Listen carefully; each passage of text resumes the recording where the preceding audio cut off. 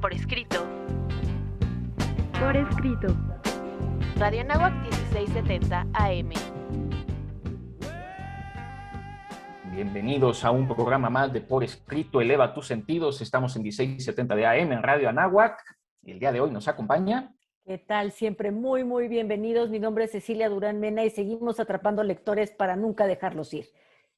Un gusto, como siempre, estar con todos ustedes. Yo soy Raúl Sanz. Tenemos el día de hoy una invitada muy especial, quien además nos da el pretexto literario del día de hoy. Bienvenida, Flor. Hola, soy Flor de María Paz Muñoz Cano, soy abogada de profesión y humanista de corazón, y es un honor estar con ustedes. Nuestras redes sociales, mi estimado Raúl. Por supuesto, como siempre, los invitamos a que nos sigan a través de todas nuestras redes sociales. Nos encuentra en Facebook, Revista Por Escrito, Twitter, @Por Escrito, Instagram, @Revista Por Escrito. Escúchenos a través de Spotify en Por Escrito. Síganos en todas nuestras páginas web, en los canales de YouTube. Y desde luego, además de que nos escuchen el 1670 de AM, los invitamos con una muy atenta invitación para que nos siga a través de Código Libre todos los miércoles a las 9 de la noche con una nueva emisión. Síganos, por favor. Mi querida Ceci, para introducir a los pretextos literarios, ¿alguna vez te pasó por la cabeza disfrazarte de varón? Ay, siempre, Juan Carlos, y me encanta además. Muy bien, pues vamos a nuestros pretextos literarios. Pretextos literarios. Mi querida Ceci, ya que con tanto entusiasmo lo hiciste, dinos, por favor, cuál es el pretexto literario del día de hoy. Fíjate que el pretexto literario, como bien dijiste, se lo debemos a Flor de María y es una figura literaria que siempre me ha llamado mucho la atención. Es la figura de la Garzón, que es, ya iremos introduciéndonos un poquito más, pero son estas mujeres emancipadas, fuertes, llenas de poder, que además llegan pisando fuerte en la escena mundial y llegan con propuesta. Entonces, llegan con propuestas que ya veremos. Esto se da sobre todo en la primera mitad del siglo XX, muy hermanadas con las vanguardias. Y entonces vamos a ver cómo estas figuras femeninas van a introducirse en el arte de manera muy contundente, por supuesto en la escultura, en la pintura, en la música, y desde luego también en la literatura. Hoy vamos a hablar de la figura de la Garzón como pretexto literario. Este tema, Ceci, Juan Carlos, Flor, nos hubiera quedado fantásticamente bien en el mes de marzo, ¿no? Que tanto abordamos los temas de la equidad. Yo siempre voy a defender la equidad, no la igualdad, siempre lo he dicho, porque no somos iguales, ¿no? Aquí estamos buscando precisamente la equidad en los derechos, en las obligaciones, en la forma de vida, en la libertad. Y justamente este personaje de la Garzón es quien representa, yo creo que de mejor manera es el pilar de esta mujer moderna que busca la libertad absoluta en todos los sentidos, ¿no? Juan Carlos hacía un poco la broma al principio. Ceci, ¿alguna vez has pensado en vestirte de hombre o de varón, como lo dijo? Y es que efectivamente, ¿no? En este libro vamos a encontrar como una mujer que es guerrera, ¿no? Esta emancipación también de la que hablaba Ceci, pero yo me enfoco esta persona guerrera que quiere luchar, que quiere salir adelante, que tiene la tenacidad de su lado. Muchas veces, pensando en el contexto que ya nos anteponía Ceci, ¿no? A finales del siglo XIX, principios del siglo XX, donde había un machismo radical, absoluto, autoritario, pues la mujer tenía que entrarle un poquito a ese mismo tenor, es decir, necesito meterme en el papel de hombre para empezar a despertar a la libertad de esta mujer, ¿no? De la feminidad en ese sentido. Entonces, es muy interesante el personaje, es muy interesante todo el tema que vamos a abordar, y qué mejor con una gran invitada que tenemos el día de hoy. Flor, bienvenida. Gracias. Efectivamente, la Garzón es un constructo que va a sentar las bases en esa senda de la emancipación femenina, y que, aunque no logra prevalecer, sí va a dejar los pilares que habrán de ser el sustento para las mujeres del futuro, establecer esa equidad de la que hablas. Es evidente que la Garzón es un producto bélico porque se gesta en la Primera Guerra Mundial, a partir de esa participación que se le da a la mujer en el ámbito público, al que nunca había tenido injerencia porque ella estaba relegada al hogar dulce hogar. Y entonces es ahí cuando las mujeres advierten que tienen iguales capacidades para poder tener injerencia en el ámbito público y que son tan capaces como los hombres para desempeñar las distintas labores. Y es esto lo que va a despertar la luz en ellas para buscar un cambio. Y a mí me parece fantástico este constructo de la Gaxón de una mujer que piensa y se comporta como los hombres para demostrar que es tan capaz como ellos. Es finalmente la raíz de todo esto. A ver, son muchas ideas y bueno, Flor es abogada y se nota y en la manera de hablar está. Y creo que, me puedo equivocar, pero creo que el oficio de abogado es uno de los que la mujer ha logrado mayor emancipación. Ha costado muchísimo trabajo, pero es fantástico lo que se está logrando. Mencionaba yo varón al principio, porque también creo que el lenguaje es muy importante, como comunicólogo lo digo. A mí me gusta, aunque luego en la tesis uno escribe ser humano, ser humano, ser humano, claro, para referirnos a varones y mujeres. Estoy tratando de eliminar del lenguaje la palabra hombre, porque la palabra hombre no solo especificaba al varón, sino a los seres humanos. Y ahí comienzan los problemas y la razón por la que lingüísticamente el varón se ha impuesto sobre la mujer en nuestras propias mentes en esta relación. Mencionaba Raúl que ojalá hubiéramos tenido este mes de marzo. No, en este programa estamos comprometidos y tenemos que impulsar y tenemos que leer y vamos a seguir con estos temas, sea o no el mes de marzo. ¿O no lo crees así, Ceci? Sin duda. Y fíjate que hubo algo, Juan y Raúl, de lo que dijo Flor, que me encendió el cerebro en este momento, y es que la figura de la Garzón es una figura bélica. Y mira, nos sigue poniendo nerviositos el tema. Seguimos sin entenderlo, a pesar de que ya cumplimos 100 años de esas vanguardias, seguimos poniéndonos nerviosos, seguimos teniendo como este desencuentro, este desentendimiento. Y también algo que decía Flor es, las mujeres en su casita se ven súper bonitas, ahí quietecitas, hogar, dulce hogar, pero cuando los hombres tienen que salir a la guerra, pues digo, alguien se tiene que encargar de traer el pan y la sal a la mesa, y entonces es cuando las mujeres dicen, ah, carambas, yo también tengo otras posibilidades y otras libertades que me dan esas posibilidades, y verdaderamente por eso es por lo que la figura de la Garzón, en términos de moda, en términos de la forma en la que se mueven y en que puede llegar a causar gran escándalo, la mujer pisa fuerte y ¿qué creen? Empieza a tener éxito, y eso es algo también muy padre. De las cosas terribles que tiene el contexto de la guerra, ¿no? Y hablando de la Primera y de la Segunda Guerra Mundial, las cosas rescatables, las cosas buenas, yo las voy ahorita a resumir en dos. Una de ellas es la tecnología, por un lado, que nos deja a la sociedad, pero la otra, mucho más importante, tiene que ver con nuestro tema del día de hoy. Cómo obligatoriamente o obligadamente por la situación, la mujer, como lo decía Ceci y como lo decía Flor también, tiene que salir a seguir buscando el sustento para los hijos, para la familia, tiene que irse a trabajar, necesita vestirse como el tema, ¿no? Vestirse de hombre, necesita la ropa que utilizan los hombres, sean obreros o altos ejecutivos, para meterse precisamente en ese papel. Y fíjense, en la Primera Guerra Mundial lo vemos representado en esta temática con el personaje de la Garzón, y si lo vemos socialmente hablando también, después de la Segunda Guerra Mundial, tenemos a mujeres ejecutivas, mujeres que se meten al entorno del marketing, de la publicidad, a tantas cosas que abren precisamente la brecha, y poco a poco, todavía nos falta mucho camino por recorrer, pero poco a poco vamos reduciendo precisamente esta desigualdad de género que hemos tenido por años, por siglos, mejor dicho, y vamos en ese caminito. Y si se fijan, a mí me llama la atención que las guerras, ¿qué son? Las guerras implican caos, y el caos siempre para el ser humano ha traído un despertar, de la naturaleza que sea. Y ese es el caso de la Garzón. La guerra representó ese caos que la lleva a despertar del letargo en que se encontraba, habida cuenta de que la mujer burguesa era considerada y tratada como estandarte del hombre, como una bipolar, como una creadora de naderías, como la que tenía que estar a la espera del hombre, útil nada más para procrear, pero inútil para el placer.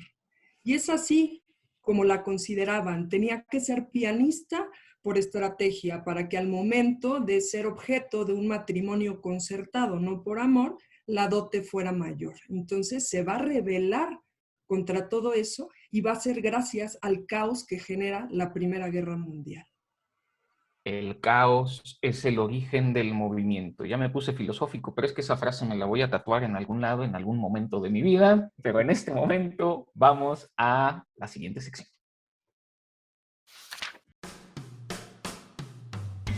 Autor desconocido.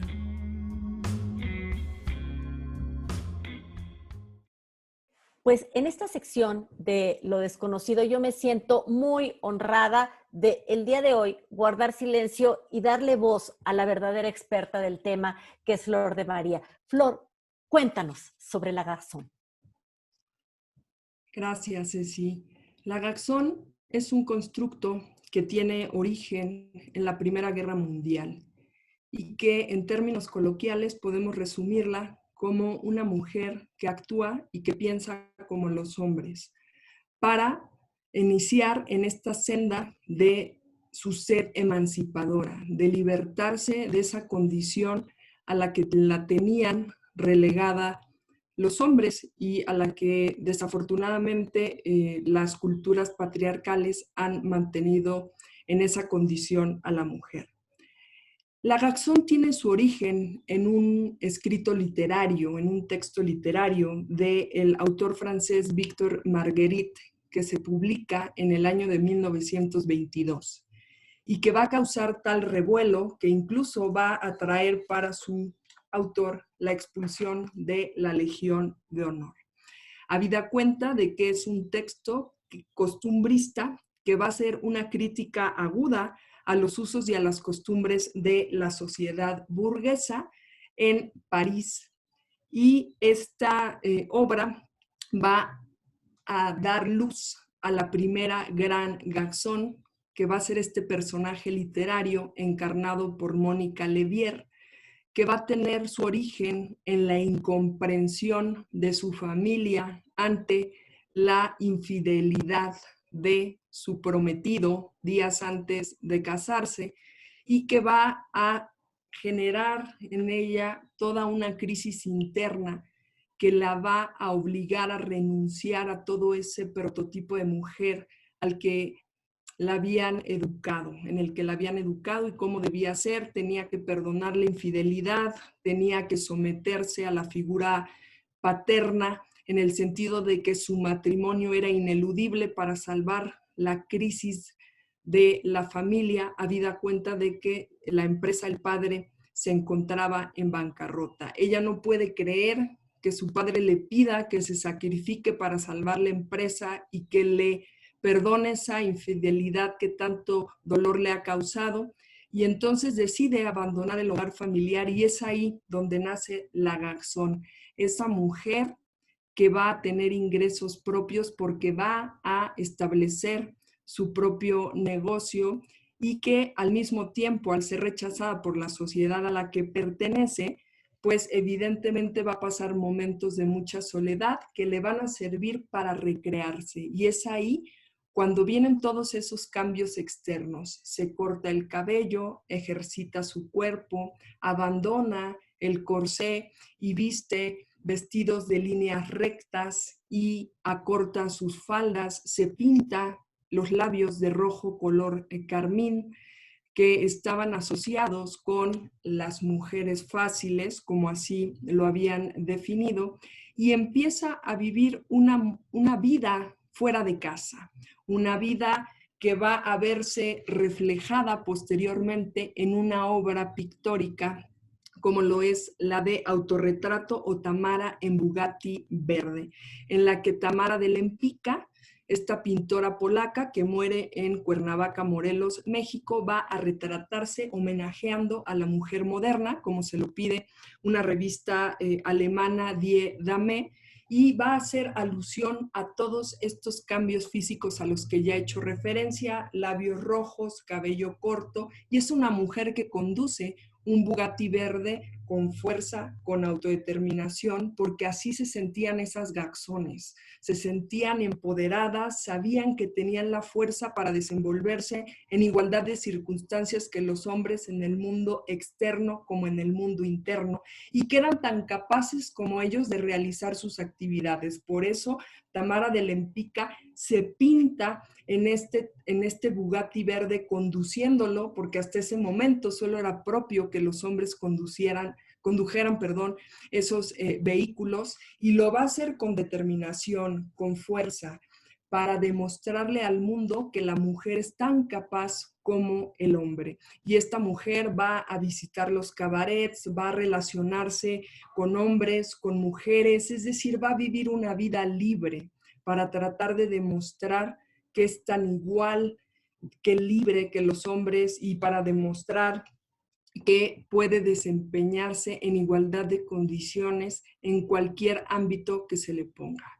Y ese es el gran propósito de Víctor Marguerite, que se va a ver reflejado en la pintura, en la moda, en el arte, porque también, pero hablando del arte de la música, del arte del cine, y va a permear las diferentes áreas del mundo, y va a sentar las bases para que la mujer continúe por esta senda de emancipación. Conversaciones. Hemos llegado finalmente a nuestras conversaciones el día de hoy. Ceci, te cedo la palabra, por favor. Mi querido Juan, fíjate que tú diste al principio del programa como un punto para iniciar esta conversación, que tiene que ver mucho con la cuestión artística, y es la parte de la ropa. La parte de la ropa tuvo un despertar también. Cambiamos las mujeres de dejar esa ropa interior tan asfixiante, en donde tenías que tener una cinturita o tal vez estos peinados estrambóticos, etcétera, y la mujer se corta el pelo, y la mujer se pone pantalones, y la mujer a lo mejor hasta se atreve a usar pajarita y corbatín, etcétera, y camisa, etcétera, y empieza a acceder. O sea, pensemos en el París destruido de la Primera Guerra Mundial, pero en el París que renace, en el país en donde se están concentrando todas las vanguardias, en donde están Braque, Picasso, y donde estará Delaunay, y donde estará Juan Gris, pero donde también están escribiendo, y también por ahí está André Breton. Está todo el surgimiento del rechazo de lo que había sucedido antes para un nuevo camino artístico. Y claro que entonces ahí las mujeres dicen, un momentito, yo también tengo algo que decir, y yo también quiero manejar, y yo también quiero participar, y yo también quiero opinar, y yo también quiero crear. Y si ustedes ven las fotografías que se tomaron en aquellos años, van a ver mujeres con labios pintados muy de rojo, el pelo muy bien arreglado, así como estilo bob, así cortitito, mujeres hermosas que en ese tiempo causaban mucho escándalo, porque además, ¿qué creen? No solamente usaban pantalones cortitos, sino que se subieron la falda, y qué espanto, estaban enseñando las pantorrillas y las rodillas. Eso era todo un escándalo. Muy interesante cómo empieza a abordar este tema, Ceci, porque precisamente, además de la literatura, de los autores, obviamente de la Garzón, que es lo que vamos a estar enfocándonos el día de hoy, la moda tiene mucho que ver con este aspecto de la sociedad, de reflejar precisamente cómo la mujer, ya lo decía Flor, me gustó mucho cómo lo dijo hace rato Flor, la mujer se tiene que poner a pensar y actuar como el hombre en ese momento, ¿no? Para precisamente darse a notar, para destacar. Y la moda refleja eso. Me viene a la mente justamente, y lo tenemos aquí en el guión, el gran personaje de Gabrielle Chanel, ¿no? Coco Chanel, como la conocemos absolutamente todos, que precisamente, mujer francesa, que es de donde viene todo este origen, esta revolución, algo tienen los franceses con las revoluciones, ¿verdad? Que siempre nos permean y nos llegan. Bueno, pues precisamente en la moda también encontramos esto, que si algo tenía que tener, no sé, elementos curvilíneos, no, pues ¿sabe qué es? Va por una raya horizontal en ese sentido, ¿no? Y si la falda iba hasta abajo, no, pues nos ponemos la falda más para arriba. ¿Y saben qué? Y también pantalones, ¿no? Y entonces todos estos cambios, los peinados, los aromas, tienen mucho que ver precisamente en la moda. Y de la moda, pues nos pasamos precisamente a elementos también un poquito empatando con el tema de la Garzón. Un libro que a mí me llama la atención precisamente es El Pozo de la Soledad, ¿no? De Margaret Radcliffe Hall, que precisamente en este tiempo va a haber otra contraparte, una temática relevante en la actualidad de muchísimo impacto que se va a desprender precisamente de la Garzón. Si la Garzón lo que quería destacar era esta equidad de género, de pronto también nos vamos a encontrar muy de la mano, que no es lo mismo, para no confundir, pero muy de la mano también con el amor por otra persona del mismo sexo, ¿no? Es decir, en este caso, muy enfocado en esta obra, encontramos a dos mujeres homosexuales, dos mujeres lesbianas, ¿no? Que se enamoran, que se conocen precisamente en el entorno de la Primera Guerra Mundial, conduciendo una ambulancia, y ahí se enamoran, ¿no? Y entonces muchas temáticas se van a desprender a partir de este libro y más adelante en el futuro, que tienen que ver con ya no solo la equidad de género, sino también el respeto por el amorío, ¿no? Por las sensaciones emocionales que se puede tener hacia otra persona del mismo género. Este movimiento de la Garzón está íntimamente relacionado con un movimiento estético que es el del Art Deco. Este movimiento estético del Art Deco abarca precisamente la pintura, elementos que utilizamos en la cocina, la joyería, la publicidad, etcétera. O sea, no se va a abocar nada más a la pintura, sino que va a ser un movimiento que va a abarcar muchos ámbitos de la vida cotidiana y que por lo tanto las construcciones, los medios de transporte, incluso ese término de Art Deco se le va a dar años después, porque en el momento no tenían pensado qué podía englobar todo lo que abarcaba.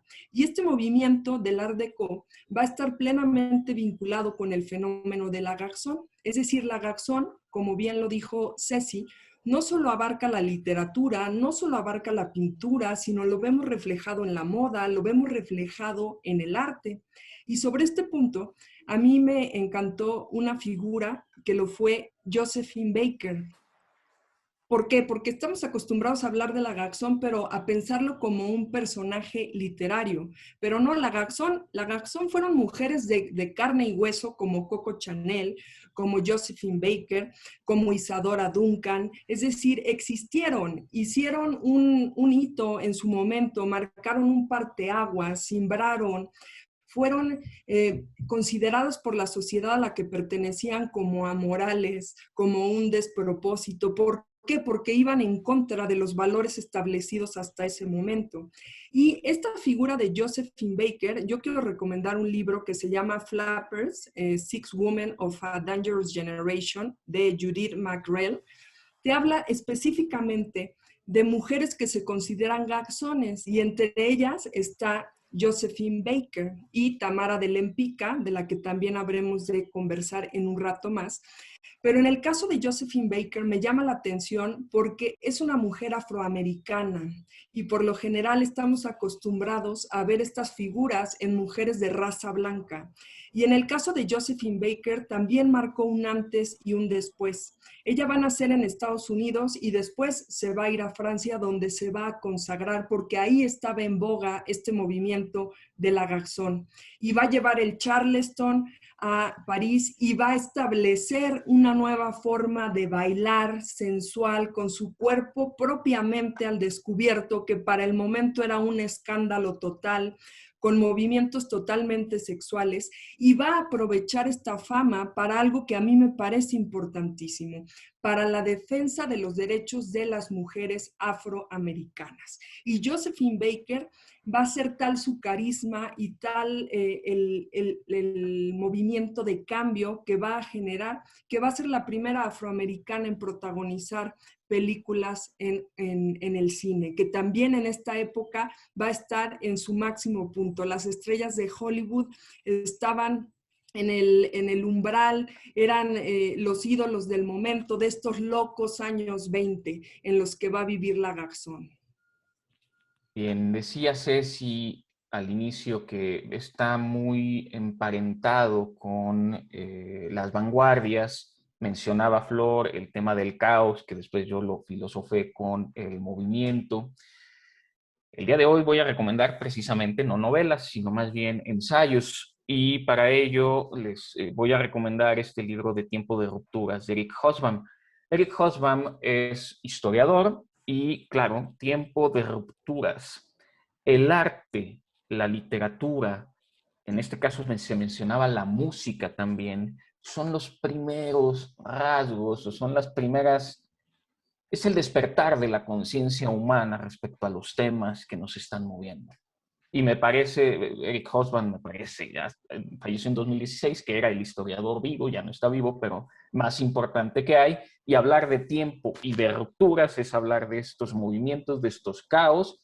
Se necesita para los grandes cambios, grandes chispas que despierten estos cambios. Y también me voy a atrever a decir, quizá me puedo equivocar, pero justo con las vanguardias llegamos a lo que en filosofía ya conocemos como postmodernidad, que yo a mis alumnos se los explico como cuando cambió la mentalidad de el arte centrado en el ser humano y la naturaleza a el arte en el objeto. Se mencionaba ahorita el art déco.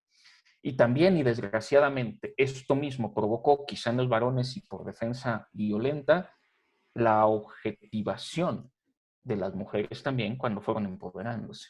Es una tesis un poquito fuerte y amarga, pero que tiene que irse construyendo con estas rupturas y estos cambios para seguir avanzando hasta lograr, como bien dice Raúl, esta equidad que estamos buscando. Y fíjate, mi querido Juan, qué mejor lugar. Si nosotros estamos pensando en lo que estaba sucediendo hace 100 años, la gente volteaba a ver a París. No solamente llegaban los niños de París, ¿verdad? Sino que llegaban todas estas buenas ideas y llegaban todas estas como avanzadas que nosotros como seres humanos teníamos.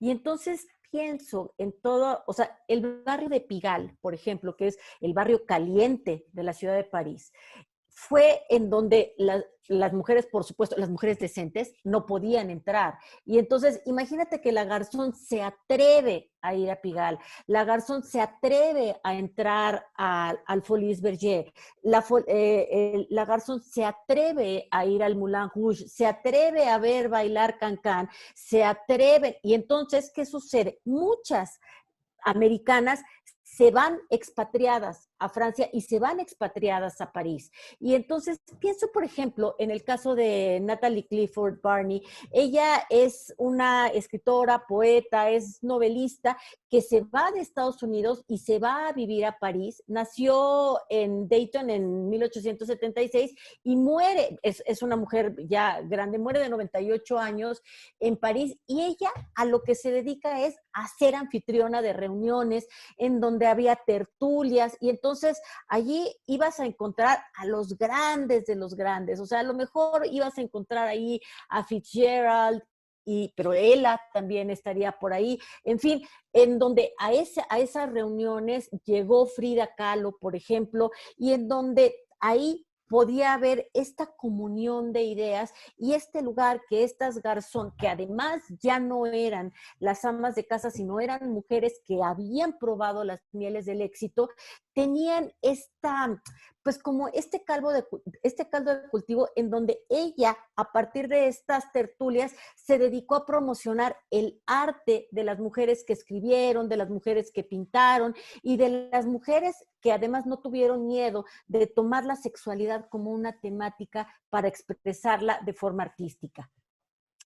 Es que está en todos los ámbitos, absolutamente en todos. La Garzón lo que hizo fue precisamente empezar a trazar los senderos que se iban a ir alargando y recorriendo durante pleno siglo XX, ¿no? Ya hablaba ahorita, por ejemplo, Ceci, de Ella Fitzgerald, y después vamos a tener más adelante a cuántas artistas, ¿no? A la reina del soul, por supuesto, a Aretha Franklin, y así nos vamos a ir más adelante a épocas de Whitney Houston, etcétera, etcétera, ¿no? Si nos vamos también al ámbito, no sé, me viene a la mente el político, ¿no? ¿Cuánto tiempo nos va a tomar en el siglo XX para llegar a un personaje que yo admiro enormemente, como es el caso de Margaret Thatcher, ¿no? Polémico, habrá quien la odie, yo la admiro muchísimo, ¿no? Esa es mi postura. Yo de verdad a la Dama de Hierro la respeto, la he leído, la película es fantástica con Meryl Streep, si no la han visto, hacemos aquí la recomendación, ¿no? Esa mujer, hay un video que yo le pongo a mis alumnos porque me parece encarecidamente necesario para que vean, ahora sí que valga la redundancia de lo que decíamos hace rato, los pantalones que tenía esta mujer cuando dice no al euro, ¿no? Vean ese video cuando está ahí en el Parlamento, la única mujer rodeada de hombres que ni siquiera de su propio grupo la apoyaban muchas veces por ser mujer precisamente. ¿Cómo esta mujer es el primer ministro, ¿no? La primer ministro de Inglaterra. Pues ahí está, con una fluidez, con una facilidad para decir no al euro, repitiéndolo incluso hasta 3 veces, ¿no? Entonces, tenemos en la política, por supuesto, y de ahí hacemos el recorrido deportivo también. Cuántas grandes atletas que fueron en un inicio, ¿no? Rezagadas, ¿no? El deporte es para los hombres. No, mentira.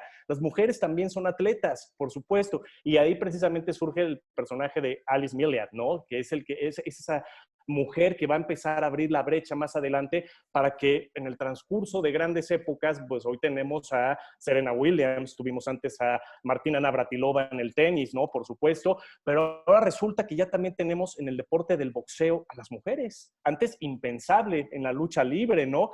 Fútbol, pues tenemos liga femenil. Ahora, ¿cuántas, a Juan Carlos le consta igual que a mí, alumnas tenemos que juegan el tochito, ¿no? El tocho bandera entre las mujeres, que antes era impensable, eran deportes para hombres, porque eran rudos, violentos, ¿no? Entonces, fíjense todo lo que va llevando precisamente un personaje como la Garzón, abriendo brecha en todos los escenarios.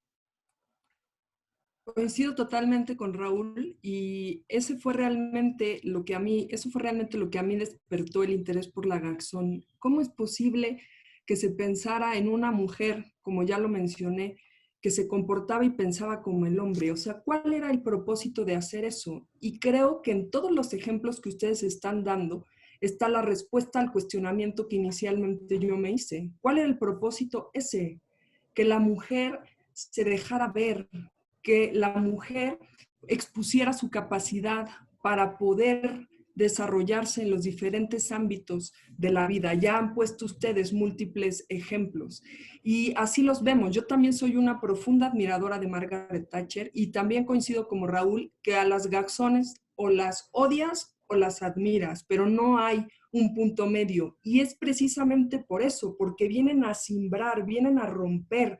Ellas cambian su vestimenta y lo describe de una manera magistral Victor Marguerite en su obra La Garzón, que es lo que da origen a este personaje y que se publica en 1922 en Francia, que va a generar un caos, porque obviamente a los conservadores les parece que está dejando en mal a la mujer parisina cuando, como lo dice Victor Marguerite en la introducción de su libro, lo único que está haciendo es evidenciar ese microcosmos que él considera París era lo más representativo de ese mundo tan injusto en que vivía la mujer, de ese mundo en el que era relegada como un objeto más en su casa y del que no podía salir. Y estas mujeres, como por ejemplo Tamara de Lempicka, van a representar en el mundo real a esas mujeres que tuvieron que luchar para salir de su mundo interior y hacerse de un nombre, hacerse de una reputación. Y si se lee un poco de la vida de Tamara de Lempicka, se advertirá que así fue. Ella era una niña bien, que venía de una familia adinerada, que la Revolución Rusa, volvemos otra vez, el caos, la obliga a salir de su país de origen, a trasladarse a París, donde va a gestarse esta Garzón que va a ser Tamara de Lempicka y que igualmente va a tener que luchar por liberarse del control de su marido, que era un abogado, por hacerse de un nombre y que va a vivir esta vida de la que nos hablaba Ceci, esta vida de noche, de la élite, de los cabarets, e incluso se dice que tuvo relaciones con otras mujeres a las que retrató y de las que se enamoró profundamente y que incluso su esposo estaba avergonzado porque decía, no basta con que me engañe, sino que además retrata a los hombres y a las mujeres con las que se involucra, ¿no? Entonces fueron mujeres que vivieron su vida y yo por eso las admiro, sin importarles el qué dirán y por un propósito mayor que es emancipar a la mujer. Y esta emancipación femenina no es gratuita. También es importante decirlo, muchos de estos ejemplos que hemos mencionado y los que no hemos mencionado también, pues han sufrido también, desgraciadamente, porque esta rebeldía no es gratuita. De hecho, al varón le puede fascinar esa rebeldía de la mujer y esto también trae consecuencias. A Raúl le va a gustar la recomendación y si me pide el libro se lo presto. Divas Rebeldes de Cristina Morató. Son biografías, María Callas, Coco Chanel, Audrey Hepburn, Jackie Kennedy, entre muchas otras, que tienen y hacen estas rupturas que el día de hoy han logrado con todo lo positivo y todo lo negativo que tenemos hoy, no solo en México, sino a nivel mundial, este empoderamiento de la mujer, este feminismo como se va entendiendo el día de hoy y pues cómo se va construyendo. No se construye gratuitamente. A Safo en Grecia la criticaron enormemente, ya no digamos por ser poetisa, sino por animarse a comportarse como varón, porque eso no estaba permitido en su momento. Estamos ya por terminar el programa, así que vamos a nuestras recomendaciones, por favor. Yo quiero recomendar un libro que en realidad es el catálogo de una exposición, que es el catálogo de la exposición del fotógrafo Bresset, se ve toda la Garzón retratada en su máxima potencia, en su máxima alegría, porque algo que se nos ha olvidado decir es que eran mujeres que vivieron con tanta plenitud, que fueron sumamente felices. Entonces, veamos para que podamos entender en toda la extensión lo que es el fenómeno de la Garzón. Yo, pues sí, le voy a tomar la palabra a Juan Carlos. Se ve muy atractivo ese libro, suena bien. Por ahí en la portada del otro libro que mostraste me parece que estaba Marilyn Monroe, ¿no? También, que pues es símbolo precisamente de estas rupturas, ¿no? Entonces, sí, le acepto. Y mi recomendación en este caso, ya lo he hecho otras veces, pero creo que viene a colación nuevamente en una época de la literatura más modernista y contemporánea. Me refiero a J.K. Rowling. No solamente lean su obra, lean su biografía, porque ella precisamente tuvo que luchar contra muchas corrientes para ser lo que es hoy en día, ¿no? Fue una vida muy compleja, muy difícil, mamá soltera, abandonada completamente, viviendo de una pensión minúscula del gobierno mientras escribía Harry Potter. Entonces, esa sería mi recomendación. Mi recomendación sería A la sombra del ángel, de Catherine Skidmore Blair, porque estuve pensando, bueno, y en México, ¿quiénes son las gaxonas? Y entonces me vino a la mente María Antonieta Rivas Mercado, que fueron mujeres fuera de su época, que incluso tenía su cabello corto y que fue contra todos los cánones que le tocó vivir. Y este libro es espléndido, está escrito de una manera que se puede leer muy rápido, muy bien documentado, y que nos habla precisamente de la vida de esta garzón, María Antonieta Rivas Mercado, quien incluso se suicidó en la Catedral de Notre Dame en París. Vayan al museo, la casa de los Rivas Mercado, ya se hizo museo y es una cosa fantástica. Yo quiero recomendar una película animada de 2017 que en inglés se llama Breadwinner, que es un poco el sostén de la familia. Es una niña que cuando encarcelan, esto en contexto árabe, donde la mujer no tiene hoy todavía la misma representación que en Occidente, una niña encarcelan a su papá y tiene que hacerse pasar por varón para poder vender cosas en el mercado y darle sustento a la familia. Despedimos el programa, por favor. Muchas gracias por habernos acompañado. Agradezco a Lara y a Valerie que me ayudaron en la redacción de este guión. Seguimos atrapando lectores para nunca dejarlos ir. Un gusto, como siempre, estar con ustedes. Nos encontramos la próxima semana. Muchísimas gracias por la invitación. Es un honor para mí haber estado con todos ustedes. Ceci, muchísimas gracias. Se despide un servidor, Juan Carlos Padilla, no sin antes agradecer a Inés Rendón, a Julia Prieto, a Valeria Martínez y a Brandon Hurley que hacen posible este programa. Nos vemos y escuchamos la próxima semana.